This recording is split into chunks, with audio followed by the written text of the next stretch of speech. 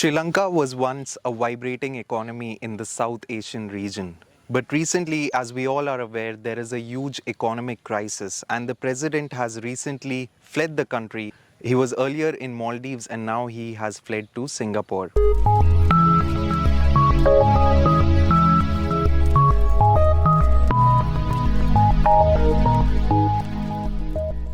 After weeks of turmoil and unrest, Sri Lankans have finally found a reason to celebrate.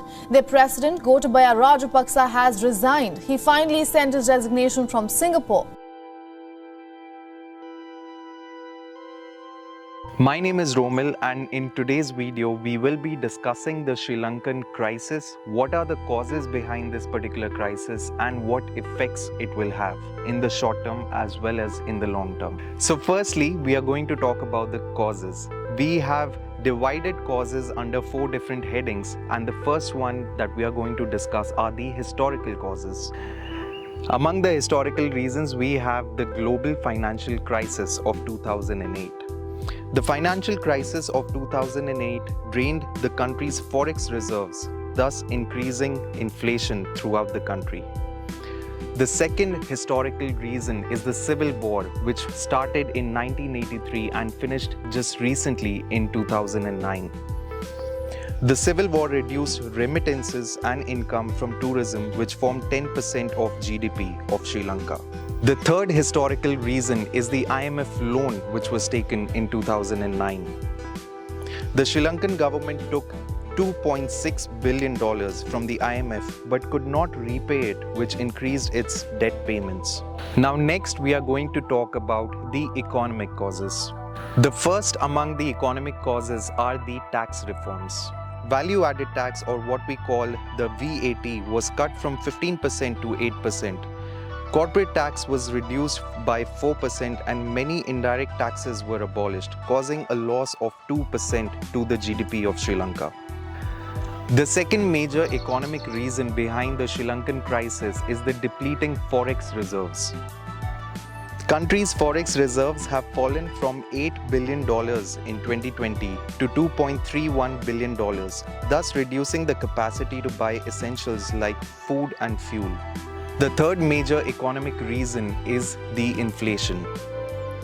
Due to rising food and fuel prices, inflation of Sri Lanka was at 54.6% in June. For comparison, India's inflation in June was only 7%.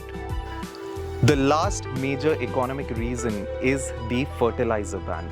To save foreign exchange and in an attempt to boost soil health, the government banned synthetic fertilizers and pesticides overnight and declared Sri Lanka as an organic farming nation. But the complete shift was not possible on such a short notice, which reduced the agriculture produce.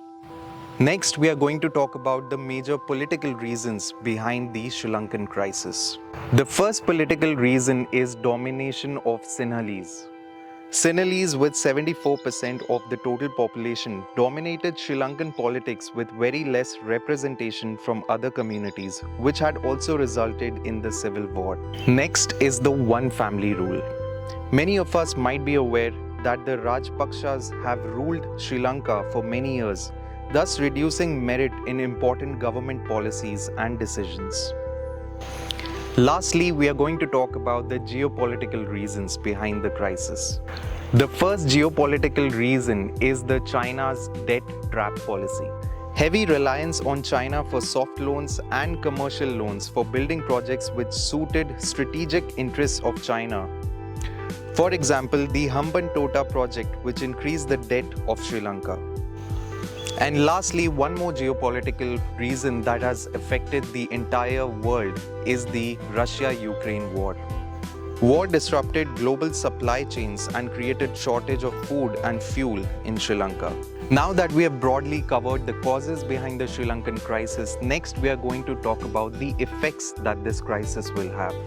Firstly, we are going to talk about the economic effects. And obviously, if you're talking about the economic effects, the first and the main effect it will have will be on the GDP.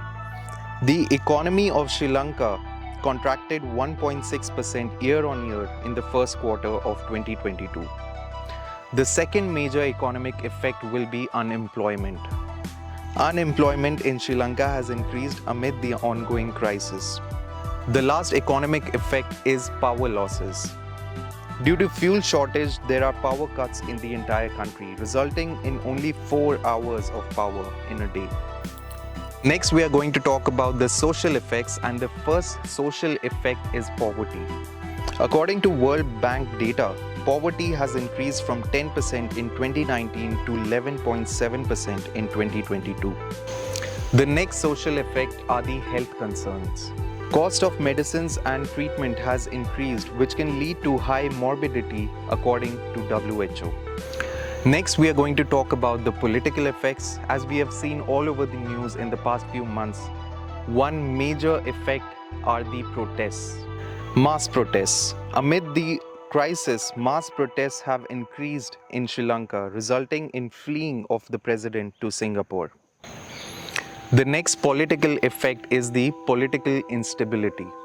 Political instability grew with the resignation of 26 cabinet ministers on 3rd of April 2022 and has been only increasing since then.